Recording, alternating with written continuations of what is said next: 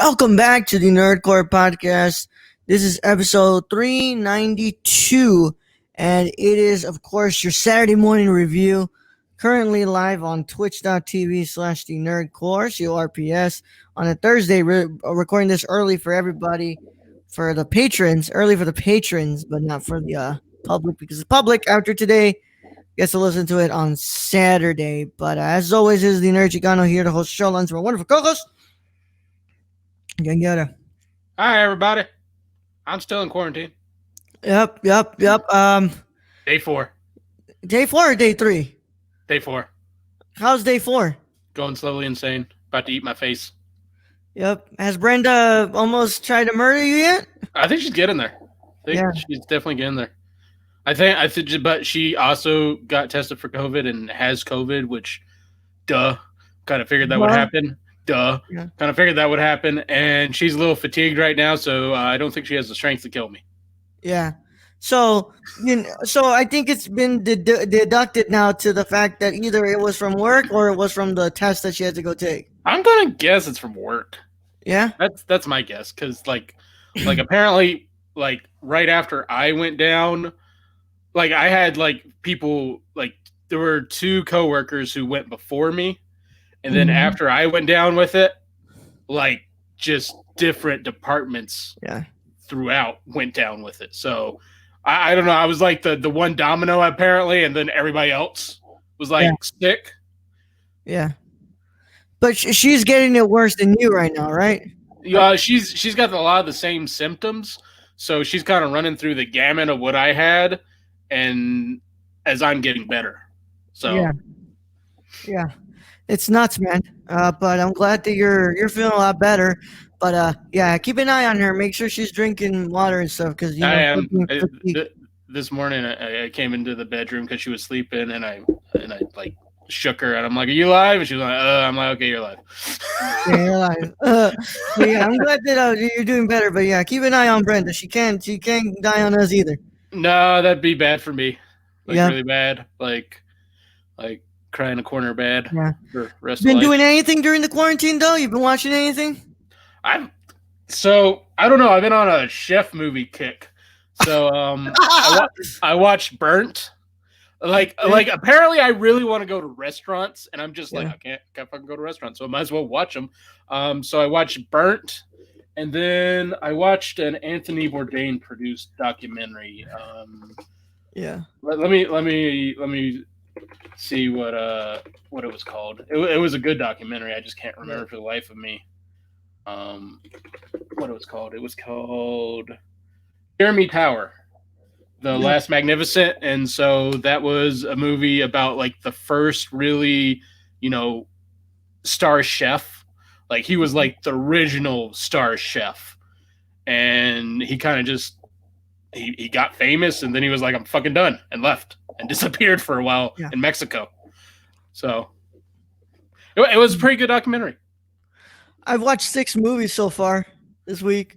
I'm done with my semester, so I have a lot of free time now. I've watched 6 movies so far. 2 of them had to be, of course, for the show. I think I'm up there. And Burnt wasn't for the show. Burnt was just one of those. It's like Bradley Cooper as a chef. Sign me up. And so that one was actually, so I could either rent it for like $3.99 or buy it for $4.99. And I'm like, fuck it, just buy the goddamn thing. I'm sure I'll watch it again. I love chef movies. It's like a couple of just cents different in taxes. That's it. I mean, it was good. I liked it. I will watch it again. So yeah. Well, yeah, man. I watched a couple of stuff. I mean, I excuse me. I want to burp to the microphone, even though I just did. I watched a lot of stuff, and here I'll give you the rundown. Let me look at the good old letterbox, right? Of course, what's it called? Which I have not been keeping up with, at all. So of course we watched Certified Copy. We reviewed that for the week. I had the chance to watch, the film that we're reviewing today, Ammonite, that we are going to review later on in the show. I watched Dr. Sleep because we need to do that review with our patrons, so that's done. I did that. I did the whole director's cut, guys. 3 hours and like 5 minutes, I think, of movie. I got through it. I did it. It's been a while since I've watched a 3 hour film. I will be honest with you all. The last one I watched was what's it called? Was whew, It wasn't Seven Samurai, was it? no, I mean last time I watched a 3 hour movie. Oh, it was Underground from Amir, Costa Rica.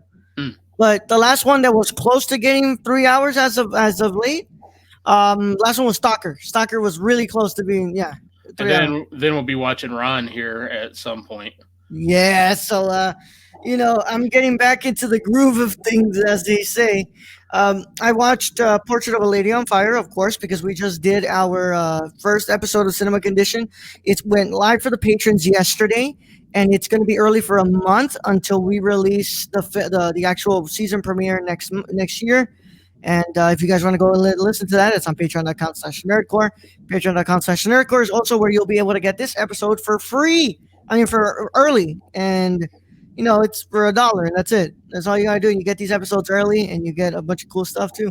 I just find it crazy that you're already on people picking their season 3 picks. So that kind of makes my heart happy and being like, okay, if there's a season 3 of that Yeah. show, then we know the Nerd Course is continuing on. Yeah. Yeah. So, like, yeah, there's something else coming on. Yeah. Like, people are making their picks, at least for the show. So then, of course, today I watched two films. Well, two. One of them was it's three, but two of them. Well, one of them is like a companion piece to the film I watched. It was just a conversation between Guillermo del Toro and Alfonso Cuarón about the film that I watched. So I'm gonna be real because I know we're not gonna review this film on the show because it's we pretty much got the last couple of weeks already booked, knowing what we're gonna review on the show. Mhm. So I mean, I'll probably discuss it again when we do our end of the year list, which is gonna be weird. This end of the year list, it's like, hey, Very much. all the movies There's we had somehow of an access to, we are on this list. But like, it wasn't like last year. We're like, yo, things snuck in like last minute as we watched them because we were like, oh, we got access to this. I watched this. I watched this, like Ford versus Ferrari, which I watched like that last day before. Yeah, yeah. So it's gonna be interesting to do the list. But I watched "I'm No Longer Here." Ya no estoy aquí on Netflix, which is the official Mexican entry for Best International Film, and I thought that Bacurau was going to be my number one for the year. I really thought. I was like, yeah, I mean, nothing else is kind of coming close. Like, Sound of Metal and Tenet, they are 5 stars, but I was like, yo, these, they don't not compare to what Bacurau brought to the table this year. I'm No Longer Here completely blew me away and is now my number one of the year. I mean, this film is beautiful. So I'm gonna go ahead and without going like too far into it, when I'll discuss that for the end of the year list. But if you have not watched I'm No Longer Here, it's on Netflix. Please watch it. I mean, this was wild. This was great. That's another international film.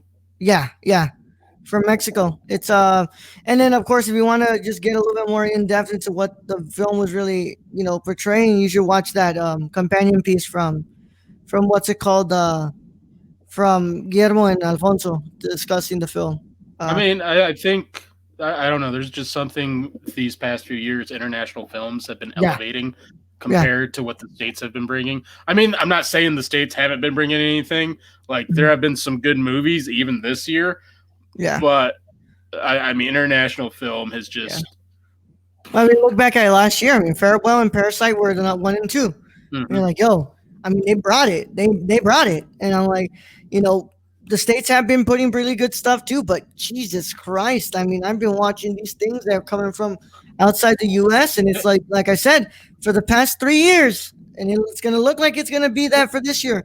And I mean, I shouldn't be surprised by this, considering my favorite directors, freaking Akira Kurosawa. Yeah, Should not be surprised that yeah, international film is like a favorite of mine. yeah, But I just feel like the quality of what we say is our favorite, and yeah, then behind that, yeah, like the next American film behind that, it just like the Farewell, like nothing to me touched that, other than maybe Parasite. yeah. You know, Yeah, man, I totally get you. And then I watched the Mole Agent, which is the official Chilean, what's it called, a selection. That broke my heart. But that's because what's it called? My grandmother was in a nursing home for a while, So seeing how lonely those old people were in there, it was quite the film to watch. But yeah, it's a really interesting kind of like documentary spy movie about a guy, an old man being sent into a nursing home to find out if there is reports of abuse or not. Hmm.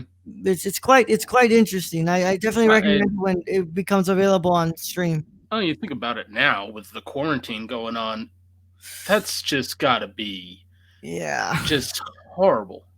Yeah, I understand why the way the what's it called those who were in nursing homes had to get the vaccine first. I'm like those were the super spreading places, dude. Yeah, well, because they're all in close contact with the same nurses, so it was only time. Wait, tell me why Zoe isn't Brad's favorite director? Oh, hi, Mark. Far from it. Far from it, my friend. Far from it. No, no. Doesn't even Although top 100. I've never seen The Room. You Okay, never seen The Room? I've seen the documentary movie Yeah, on The Room yeah. by Franco, but I've never actually watched The Room because I feel like just from watching Franco's version of it, Mhm. like I just can imagine how bad it is. God, yeah. That's one that'll definitely have to stay, locked away for a bit until we end up doing that episode. But yeah, that's Unless you join Patreon and do $100, and then we'll get to it. then we'll get to it, right? Yep. But excuse me. Today we're here to review a new film that came out this year, and I'll put it out right now. If you guys have not watched Ammonite, then this is your spoiler warning. If you don't, I'm real interested because you gave me a warning of like, yo, I talked about it on the other show, so I'm just like, does he fucking hate this? This sounds like he hates this movie. Like it's coming out. Just your whole aura on this is like you don't even want to be here right now. That is what I'm getting from you. So I can't wait to hear what you fucking say on this movie that you picked, and which I saw the trailer, and I'm like, this looks pretty good. Looks pretty good for a trailer. But just what I'm getting off you today, Raul, is just like, I don't want to fucking be here. I don't want to talk about this. All right, let's get into it. No, I mean, look, if you don't care about spoilers, go ahead and keep going. If you do care about spoilers, then this is your spoiler warning. Either way, how this goes, this has been your spoiler warning. It's in effect in a 5, 4, 3, 2, 1. All right, let's go ahead and introduce the film Ammonite. You're Ammonite lucky is it's only 3 sentences. yeah. Ammonite is a 2020 romantic drama film written and directed by Francis Lee.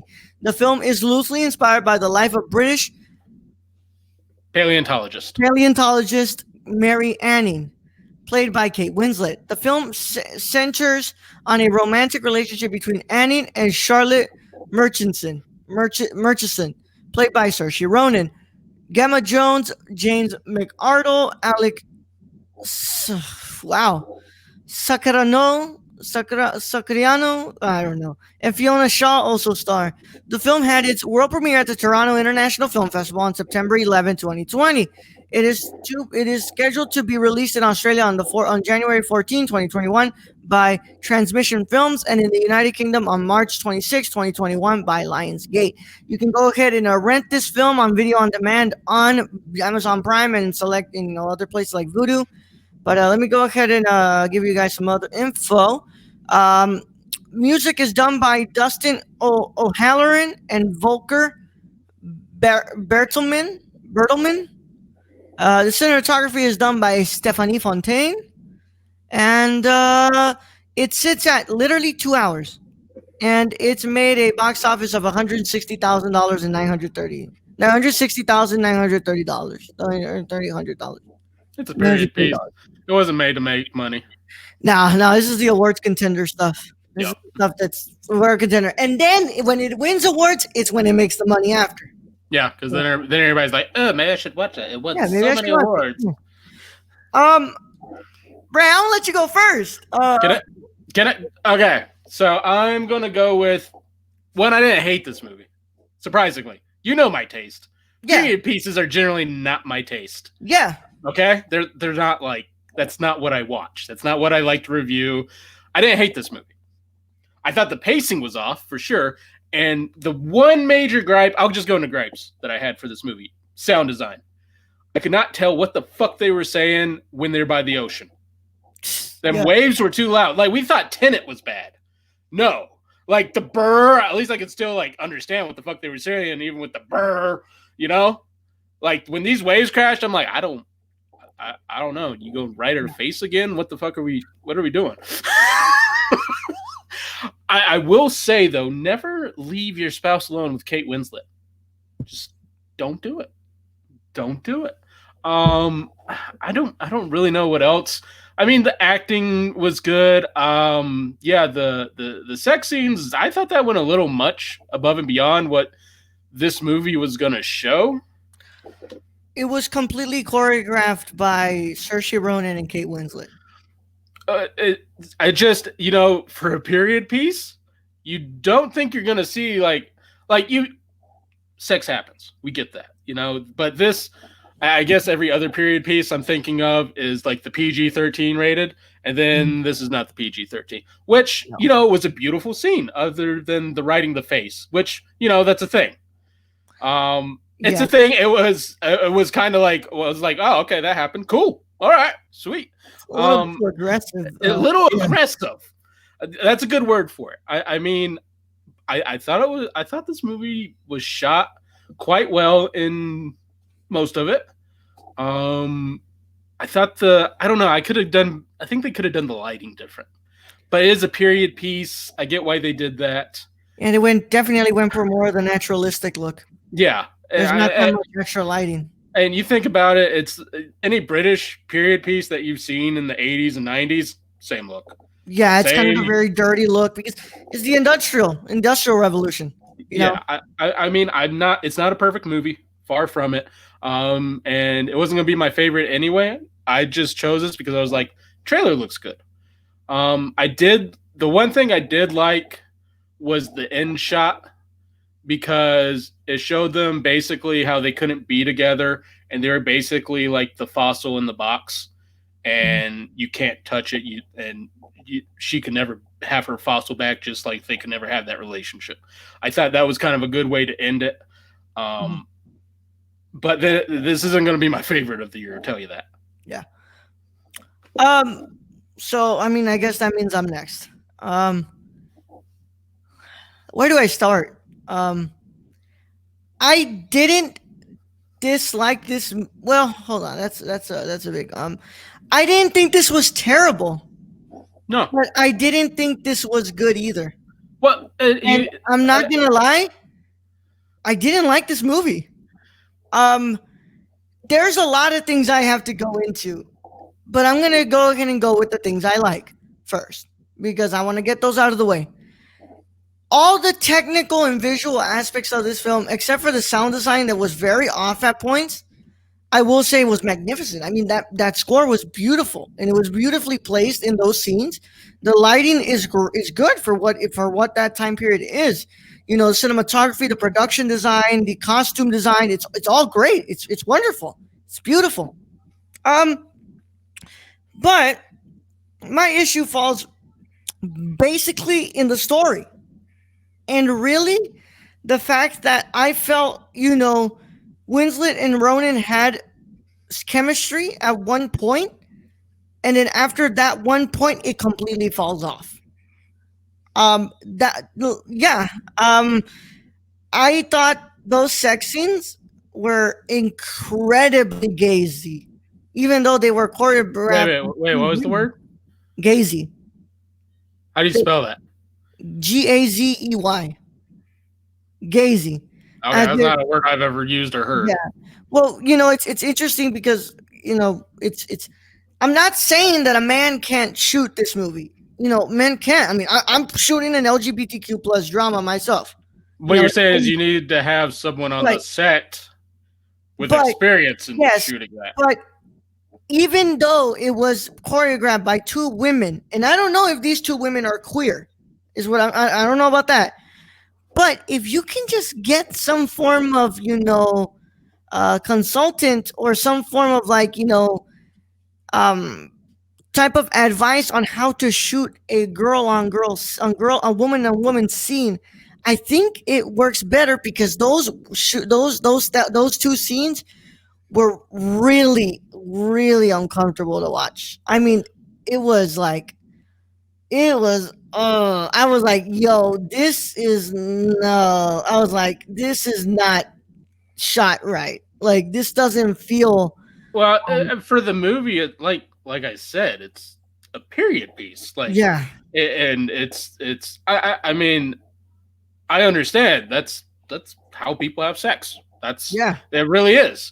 It's just in when you're thinking of a period piece like this one, Mhm. and then you cut right into that, you're like, okay, Okay. that was that. I mean, I can believe them. I can believe them having sex during that time of that, but it just feels like because you don't really have a time frame in this.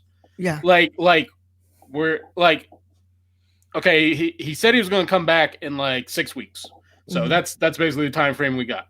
So I'm guessing it's the 6 week mark, Mhm. but to be that, like you said, aggressive at the 6 week mark when they've only kissed and had the one sex scene, which somewhat aggressive, but not as aggressive as the last sex scene. No, no. Um, I mean, I showed like Alex after we were done. I was like, "Girl, if you would have seen this, like, literally, Ronan was on the table, like straddling, that, and then Winston was like yeah. that, like, yo, like, stop, like, this looks so uncomfortably, shot. It looks uncomfortably framed, Well, but and it and that's feels for me my very biggest quick. gripe, you It know, feels very quick them yeah, getting to the end. They're relate because you don't really get you might have got like a kiss here and there, but it just like automatically goes into very hardcore steamy sex. yeah. and and like I said, it's not my major gripe. Like it's one of my gripes. My biggest gripe is that this story falls really flat. Like it's kind of paced. This movie is kind of paced really oddly. Like, The pace you know, is odd. we kind of get the steam rolling a bit in the beginning, and we're like, okay, something's going on here, right? And then what's it called? And then it just kind of hits a kind of like stationary ground where things really aren't Happening. moving that much. Yeah, it hits a plateau. And then it like skyrockets and moves really fast towards the end. And it's like, yeah, I did not enjoy the way that the story was structured here. Well, And and here's the other thing: they give you like breadcrumbs throughout the movie mhm, on why she's depressed. yeah, Like you can tell she lost a child. Like yeah, during pregnancy. She lost a child. We know that. You get a little bread, but that's all you get. You get little breadcrumbs, and it doesn't. And you would think with this movie, it's about this woman who's falling in love with mhm, what's basically become her apprentice, who needs this woman to get her through her depression from losing her child. And they don't really go into all that. It's yeah, like, look, I found a fossil right in my face. yeah. That's kind of what it goes to. It's like, and it's what kind of bugs me. Like, as if even back then there wasn't a form of communication between people. Like, if you are showcasing a relationship like this, and I don't know about the historical accuracy at all, but like, there was still there still could have been some form of communication in this film between the two about what they're going through. And and I can't ignore the fact that everybody has been calling this Portrait of a Lady on Fire light, which is another movie, Brad, that you probably haven't watched. I haven't watched. And it's on Hulu, so if you ever do want to watch, it's a great film. I think that's a disservice to that film. That movie has so much more heart and love to it, and it's much more gentle, and it's kind of handled with more care than this movie is. Well, This and really the only real emotion that you get from her depression is when after she gets the coal and Yeah, she comes in and she just breaks down. And then that's it. That's like 10 to 15 seconds yeah, of her just, you know, that's that's really all you get on what her depression is. And these two of my favorite actresses. But I hate that Ronan was typecasted into the innocent woman role in here. The innocent queer woman who knows nothing, but she ends up being a feisty, crazy girl in bed, and it's like, huh? Like it's just it kind of made me really like uncomfortable to see the way that they kind of showcase her expressing her sexuality like that. I just don't think they go deep enough in the backgrounds of these Yeah, characters. Like, why that why is like it's you get, like I said, you get breadcrumbs, you get hints and pieces hmm, of why one's depressed, but you never really understand why Kate Winslet's character is the way she is. Like, you kind of get an idea of she's making all these scientific findings, but she's not getting the credit. So she's mhm. basically just become a hermit who basically hates people. Yeah. That's kind of what you get from this, but you're not for sure because it's never told.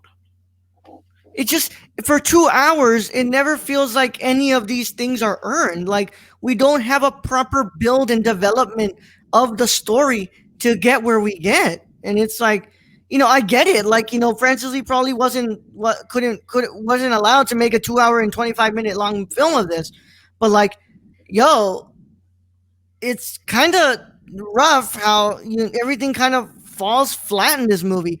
Two of my favorite actresses of all time. I love these two actresses so much, but their performances aren't anything stellar for me to write home about. Like they're fine in this movie. Which I mean, you can probably blame the writing.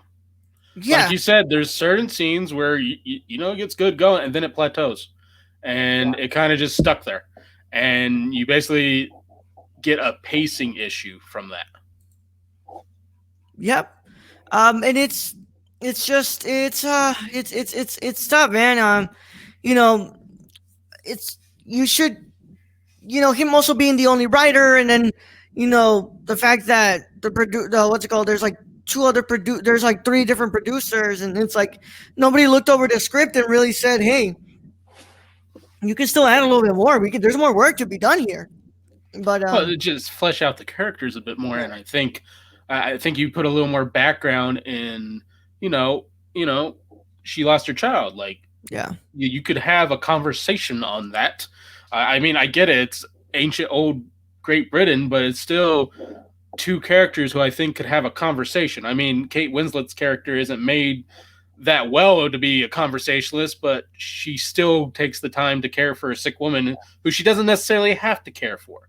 Even though the doctor was like, well, you're both women, might as well do it. It's like, all right, well, okay. All right, doc. all Fucker. right. Well, and then just the whole, oh god, then the whole, like when she invites her back to the house, and after everything is fine, and he's discussed with the guy that it's okay if she can be with her and stuff, and just the whole like, hey, I got you your room ready and stuff. It's like a lot of these things aren't earned in the film. They're not earned. Like, No. We get to this point, but is there really anything before this that we can cling on and say that, oh, yes, this moment really can lead to that? Like everything feels so placeholder ish. Yeah. I mean, it's kind of like it's like they had a beginning which started off well. Like, I mean, like you had something there, and then it had the ending, and I liked the way they ended it. I thought that was a good visual of Oh, where yeah. they are in life. But like you said, in the middle, like you have good points, but it plateaus and then it's just stuck.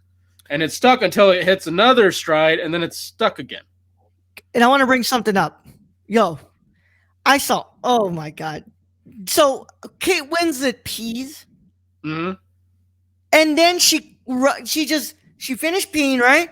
She just gets her hands and goes, But again, and then period piece. proceeds to grab bread. Again, period piece. So That was that, like, no. yeah, I mean, that's gross. We know that now.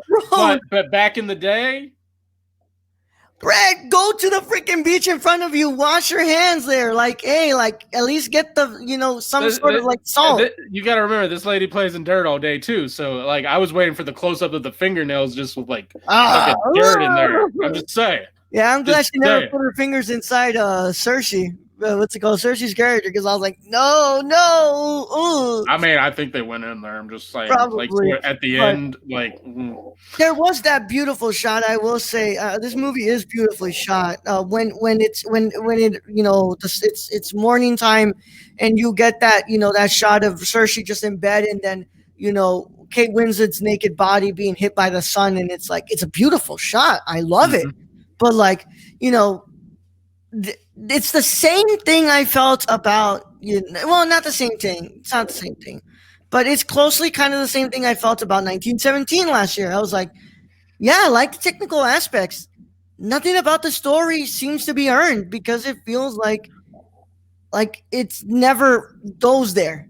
It Well, never goes there. and I forget what movie we were talking about this, but some of these characters are throwaway characters too. Oh yeah. The husband, Oh yeah. throwaway character for sure. He's just there to basically like leave his wife there and get the story The rolling. mom. And then the mom. It's There's mom. no point in the mom other than she's cleaning her fucking porcelain, like Yeah, and like then the she whole dies. fucking movie. Yeah, and then she dies. And then There's really no point. she dies, and there's no emotional weight behind that. Like, No, okay, they put her in a black dress and say later. yeah, like, okay, so what are we supposed to do with this? Like, where are we supposed to get there? Like, Oh, and then the other character, the older woman who was her ex-lover, my guess. They didn't really go into a lot of detail. She was like, "You want to come in?" And that was it. And you're like, "Okay, they were probably ex-lovers. I get that." And then at the end, she finally kind of explains it a little. But also that character is really a throwaway character. yeah, Like she's not really there and doesn't do anything for the story. yeah. So I'm gonna go ahead and give Ammonite a 5 out of 10. In a 3 out of 5 on my letterbox, and it's a 5 out of 10 in the numeric score to me. I was looking forward to this film. I was like, hey, two of my favorite actresses working together. I think this was the first time they've ever worked together too. I mean, I even like the trailer. I Yeah, I mean, trailer. I was like, okay, and I'll say it again. I don't hate this movie. I think if you like period pieces, could be a watch. But I don't go into this thinking this is gonna be the greatest thing you see this year, because it's not. I'd much rather you go watch I'm Thinking of Ending Things. yeah, That to me is something I think I would prefer you to watch. One movie film. I went into this and I was like, okay, I'm looking forward to this because two of my favorite actresses of all time. And I was like, okay, cool. Like everybody keeps saying like this is like kind of like Portrait of a Lady on Fire. I'm like, oh, that's what kind of was making me a bit like skeptical, and I was like, oh, guys, don't do that. I'm guessing the only reason they would even is because it's a period piece. Yeah, 1000%. Period piece. Two women who love each other, like it gets it there. But I truly think that this was a huge miss for me. I like I said, I don't think this is terrible because it's not. I mean, if you watch that film, it's not terrible. Like the technicals behind it. Yeah. And at one point you have a good story and then it loses it. But it's not good. To me, it's not good at all. I don't think it was that good of a movie.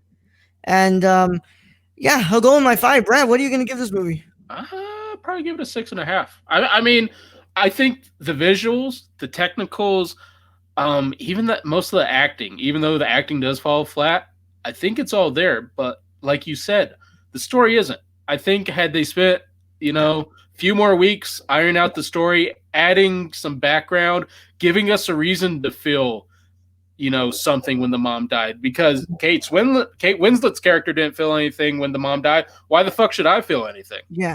Also, I can't forget this other throwaway character, the doctor.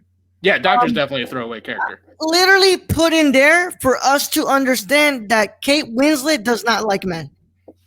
And it's like, you can do that and represent that by the way that Kate Winslet looks at Saoirse Ronan. Oh, and where she goes to draw her, and you did basically, really, you didn't even need the doctor. You could have just had her stumbling in, getting sick, and her taking care of her. Oh, you needed because the doctor didn't go and say, "Yo, get some of that Vicks vapor rub for her." Yeah, that was all her. So, I mean, that's another problem we have is a bunch of throwaway characters with no backgrounds that I don't give a fuck about. and they don't do anything for this movie. Yeah. Yeah. So that's our review of Ammonite. Next week we get to review a really good movie I got to watch too. A really good movie that I got to watch. Sound of Metal. And we'll be reviewing that one. We'll be reviewing that one next week. But as always, we'll continue on with our Basquiat Rostami month next week as we look at the 2002 film 10. And yeah, we'll do that. Wait, we might have to pass on this one. Surely there's a better structured story in 1800s Mills Volume 5. Oh my God, man. Stop, man. Stop. Oh God, this is what happens when we do these things live. We Thank had you, a Stacey. good time so far. Like Thank you, not Stacey. having to go into our shenanigans that we usually go into, but everybody else is like, if you've never watched Portrait of a Lady on Fire and you're thinking about either watching that one or this one, go with Portrait of a Lady on Fire. It's way better. It's much better. It's made by the director of Water Lilies, incredible director. Ooh. So you're Go gonna watch Water Lilies. That one's good. and watch Water Lilies. Yeah, don't go with this one, please. I mean, I'm. Was this a 2020 movie? Was this okay? Yeah, this still does not take out I'm thinking of ending things for me. No, let me go ahead and update you guys with where this sat on my ranking. So it didn't even touch my top 10. It is in my top. No, it's on the bottom. It's number 21. It's right below the half of it and right above the Wrong Missy. It's like what comes after what's it called? Ammonite is the Wrong Missy, Project Power, the Rental, Extraction, and the Tax Collector. That's pretty bad when the Project Power, which we had a whole slew of issues, is pretty close to it. Yeah, and what comes above that is like from other movies that you can like the half of it, First Cow, Uncorked, and the King of Staten Island. Wow, First Cow. Yeah. I mean, like when we talk about pacing issues, First Cow's in there for me, but I think this one was worse. Somehow, like At First Cow least, was Brad, slow, the events of First Cow are earned in there. and they make sense. Yeah, And they make sense. I didn't necessarily like the ending of First Cow, just the way it played out. Yeah. But it made sense. Yeah. Yeah. And of course, Tiger Tail's up there too. Yeah. So I mean, if anything, this was a good review. We had a good conversation on this. yeah, I'm glad that we got to review it, and I'm glad that I got to watch it because guess what? It was a new movie that I got to watch, and I'll take watching a new movie than selecting movies from like the 90s or the 80s that we have in our watch list. Like I Saturday morning reviews should always be movies that are coming out that we get the time to watch and talk about. So I'm glad that we got to watch this and review it. But next week, I've already watched the film for next week. I can't wait for Brad to watch it because I truly believe we will have a pretty damn great review next week. So with that being said, I would like to thank you all for stopping by, and I would like to thank Stacey for being in chat with us and talking about the movie that he prefers to watch. I don't know where you'll be able to find that, man. That might be a hard surf through the hub, but yeah, especially after everything got deleted.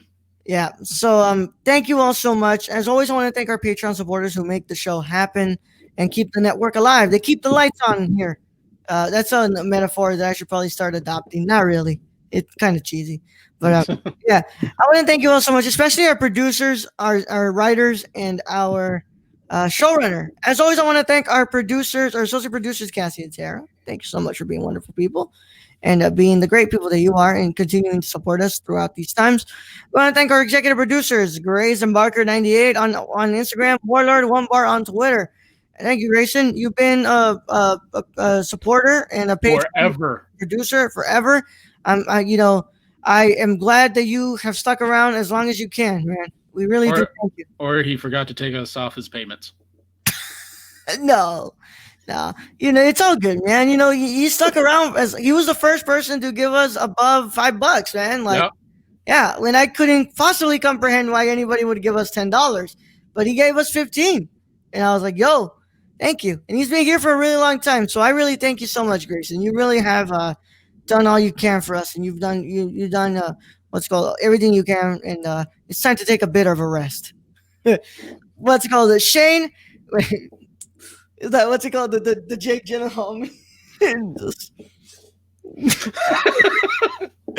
um, thank you so much, Shane, for being an executive producer too. Where can you find him, Brett? You can follow our friend Shane at twitch.tv/XSRK or on Twitter at XSRK _ Go buy some stuff from him.